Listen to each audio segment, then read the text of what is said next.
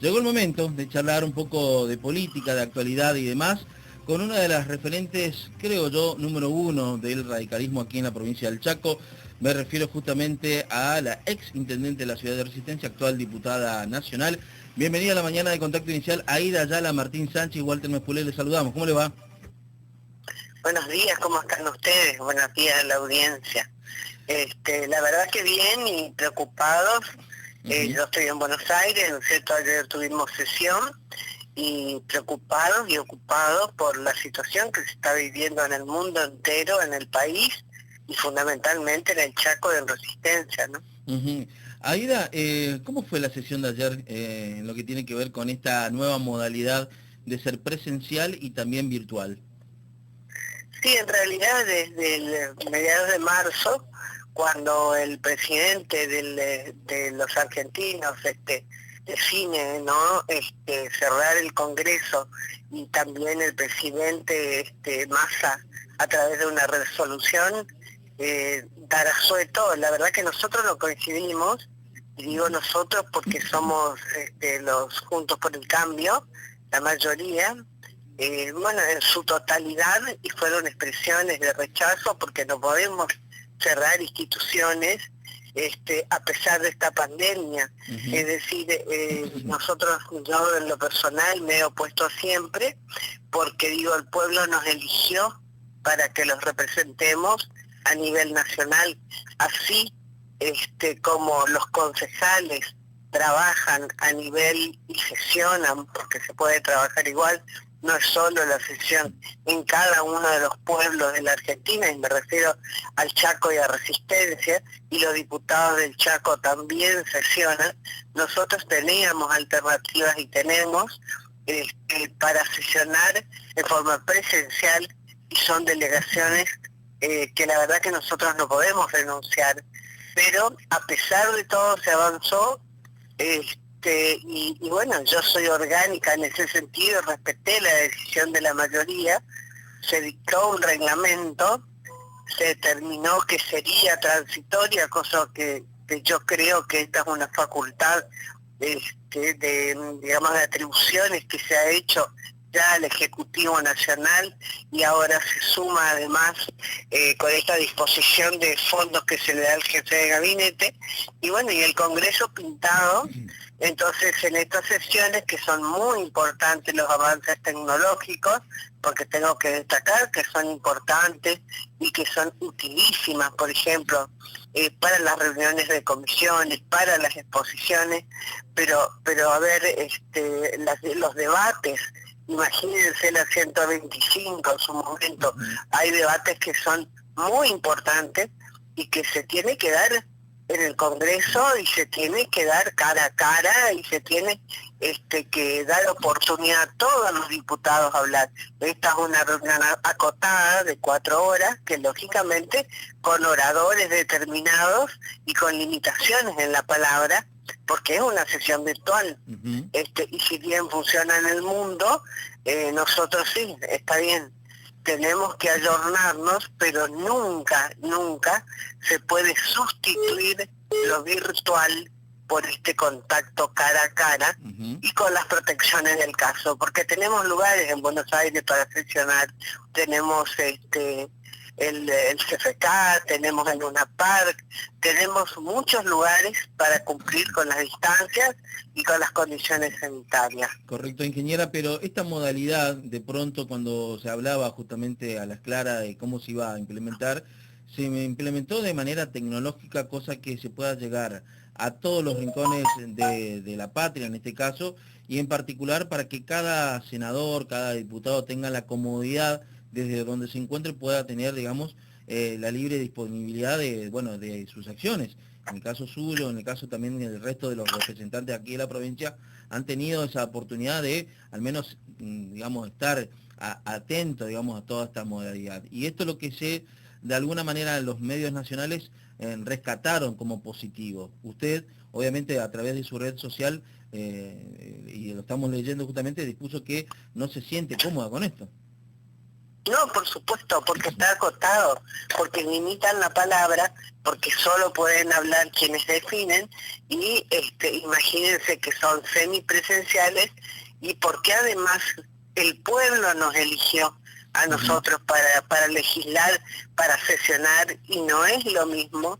Entonces, lo que pasa es que se hizo costumbre a través de los años que los diputados nacionales, normalmente representados en las provincias, tenemos desarraigo, etcétera, pero vivimos en nuestras provincias y no estamos en Buenos Aires.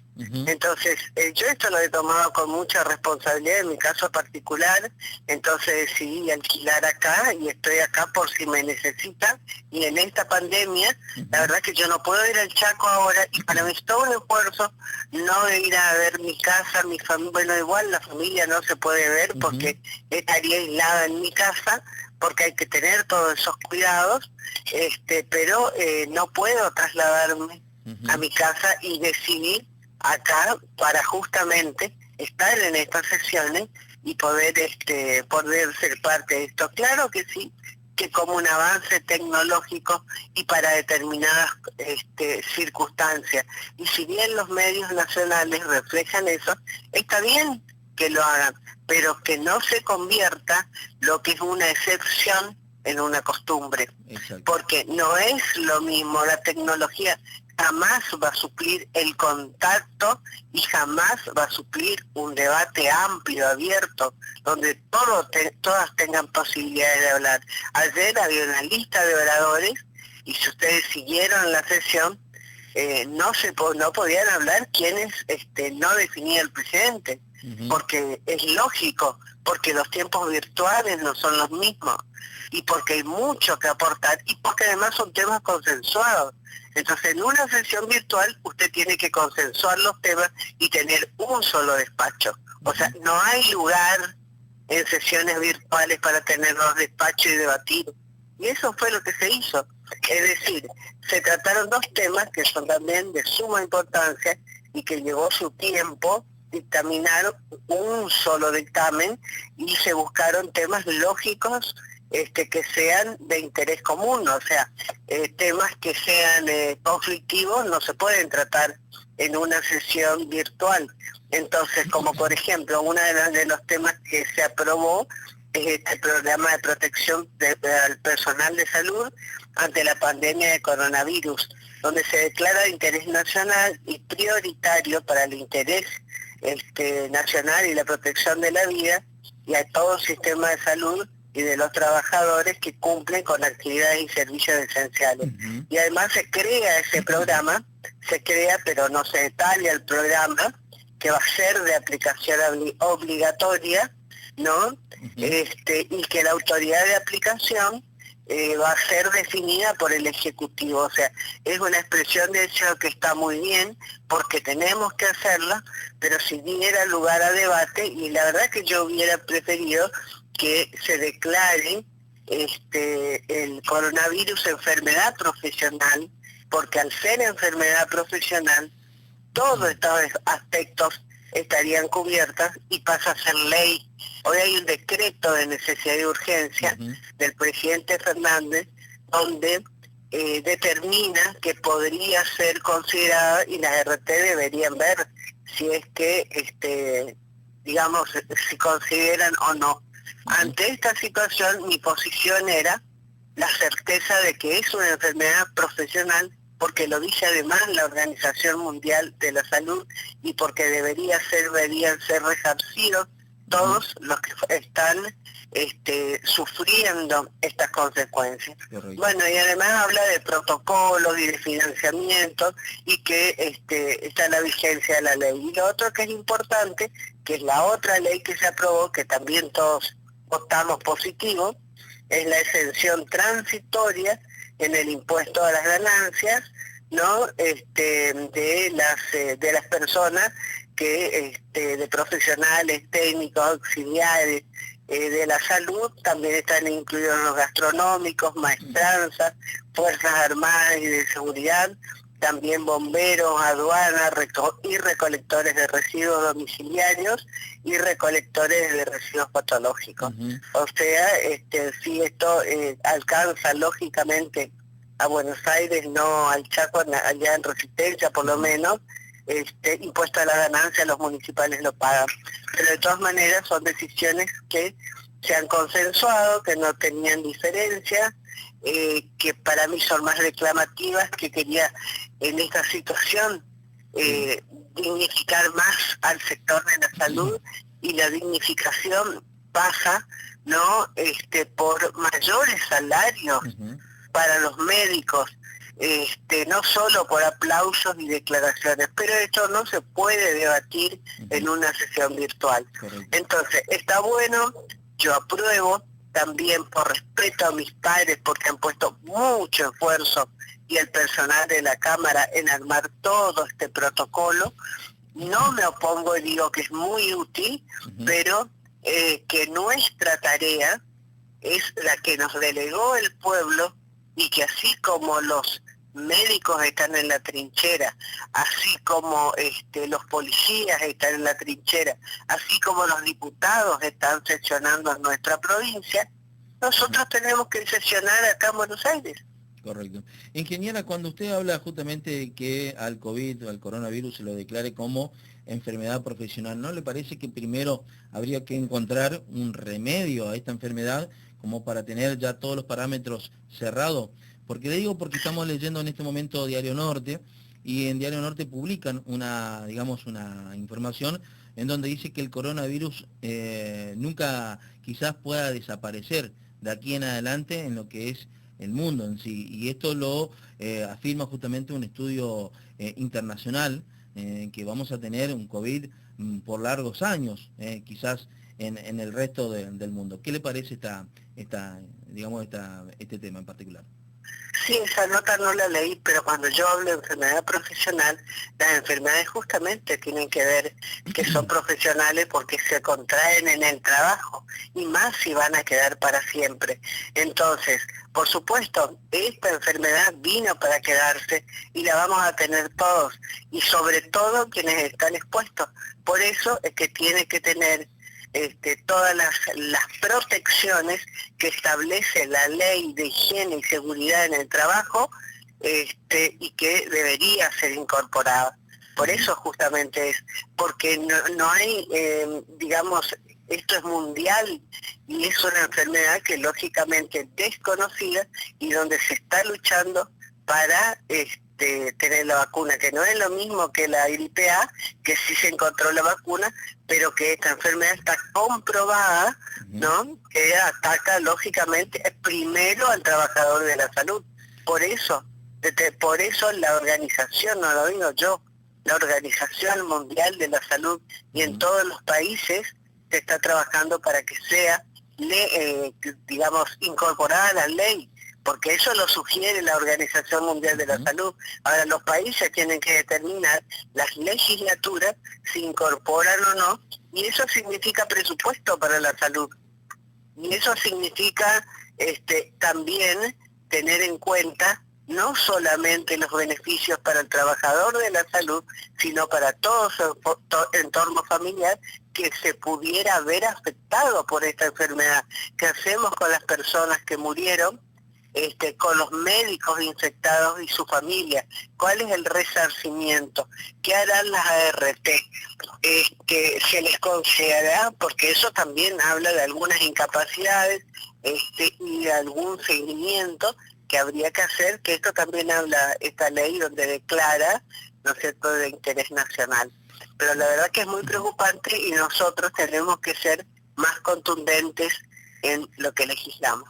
Correcto. Ingeniera, para hablar un poco de usted, para saber un poco de su vida, recién nos contaba que está allí en Buenos Aires, trabajando desde su hogar, y nos gustaría saber qué tipo de agenda lleva habitualmente a la mañana o a la tarde o en hora justamente laboral. ¿Tiene que ver también con proyectos legislativos?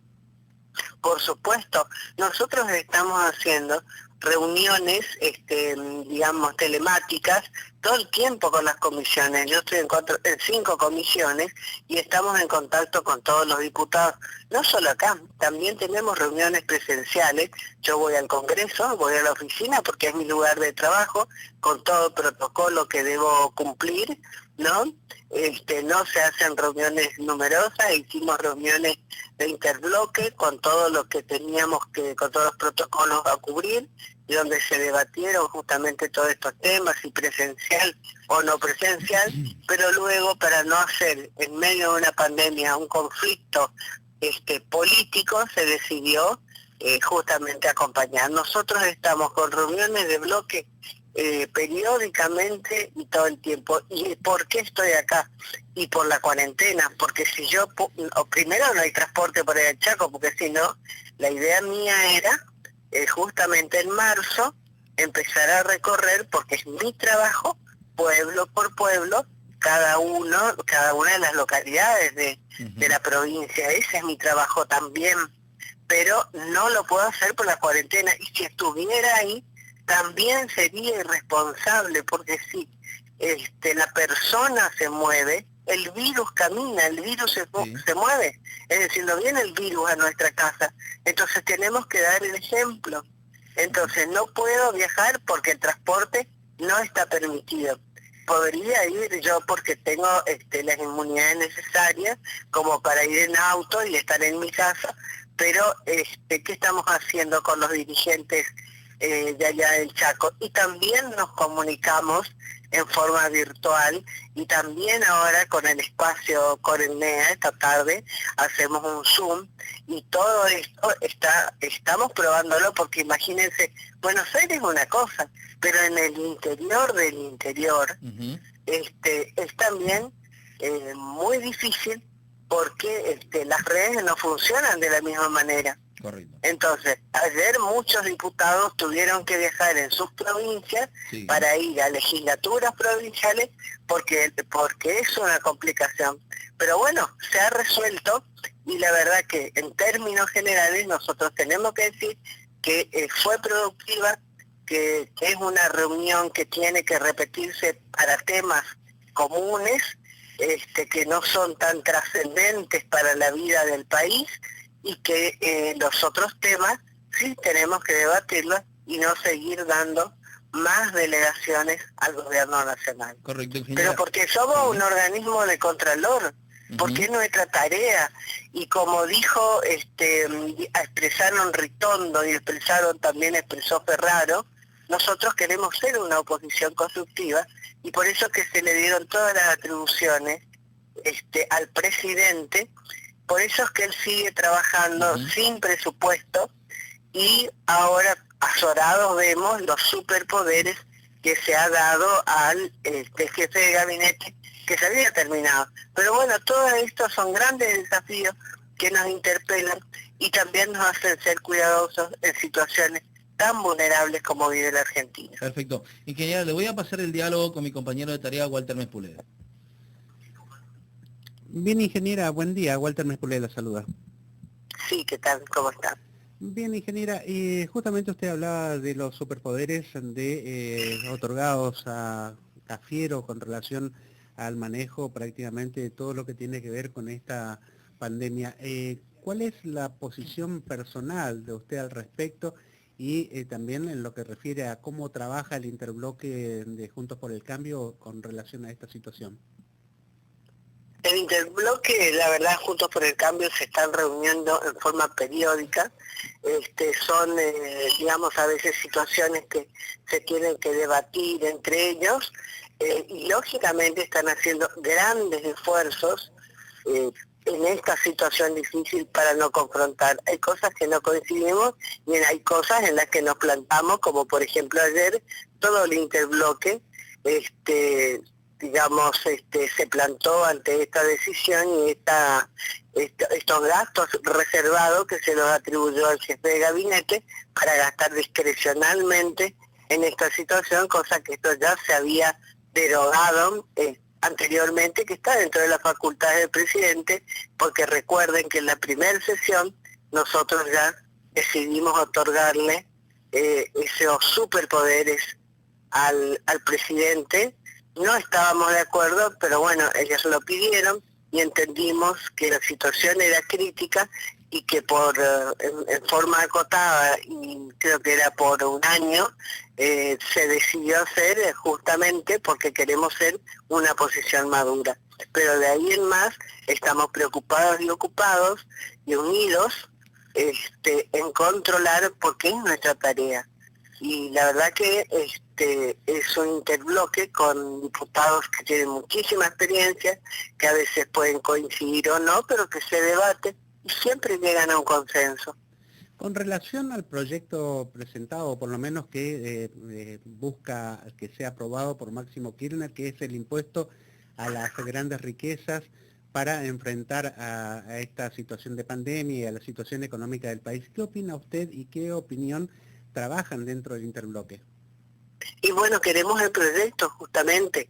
Hasta ahora es una expresión, nosotros creemos que son tiempos de solidaridad, son tiempos de empatía, son tiempos de construcción, de no oponerse por oponerse en sí mismo, pero queremos conocer el proyecto, obviamente, porque se trata de tiempos de solidaridad. No está el proyecto, donde llegó a comisión y nadie lo leyó, nadie lo vio, pero tenemos que verlo y lógicamente si hay que hacer correcciones, el interbloque actuará, verá, o sea, hasta ahora nuestra posición fue siempre y predisposición del consenso, y que lógico, es tiempo de solidaridad.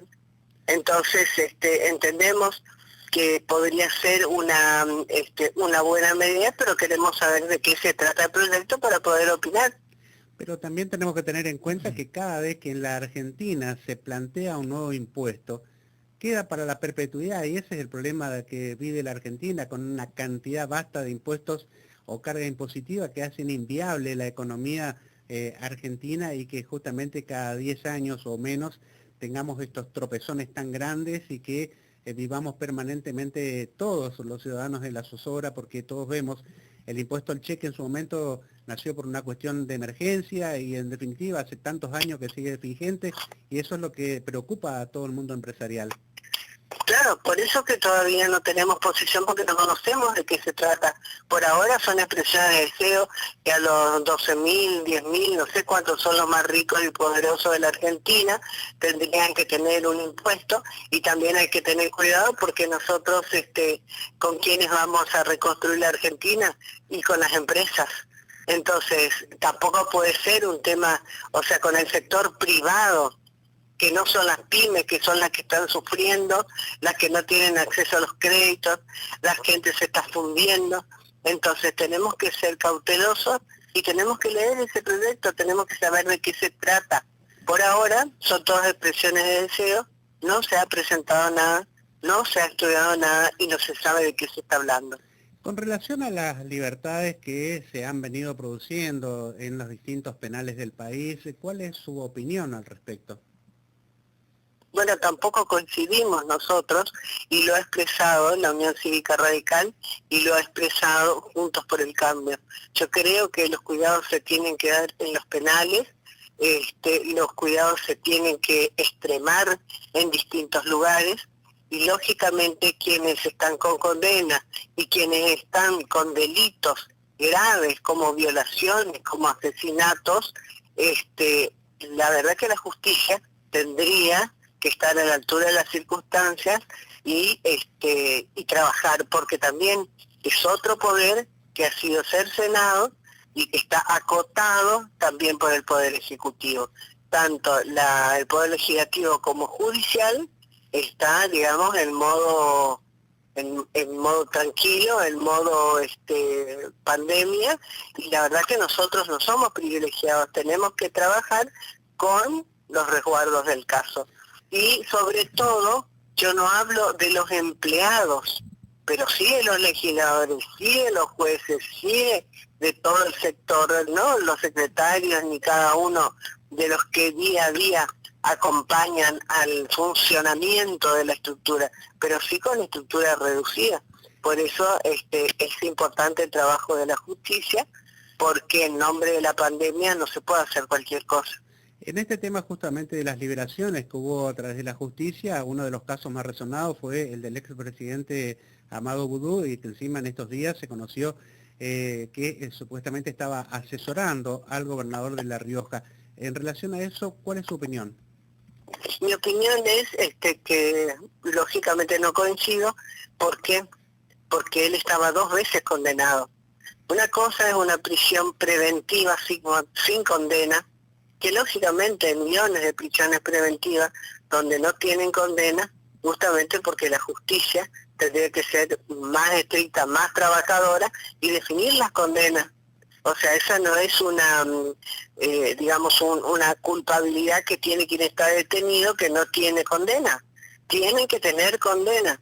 Y Boudou tenía 2 condenas que pesaban sobre él, por lo tanto no correspondía la liberación cuando la condena, lógico que no está firme, porque también vemos que el expresidente Menem tuvo tantas condenas y sin embargo fue varias veces condenado. El Superior Tribunal, no, en la Corte Suprema, nunca dio la condena definitiva. Entonces creo que hay mucha responsabilidad de la justicia en esto, y son ellos los que tienen que responder por esta situación. Nosotros podemos estar o no estar de acuerdo, pero la responsabilidad es de la justicia.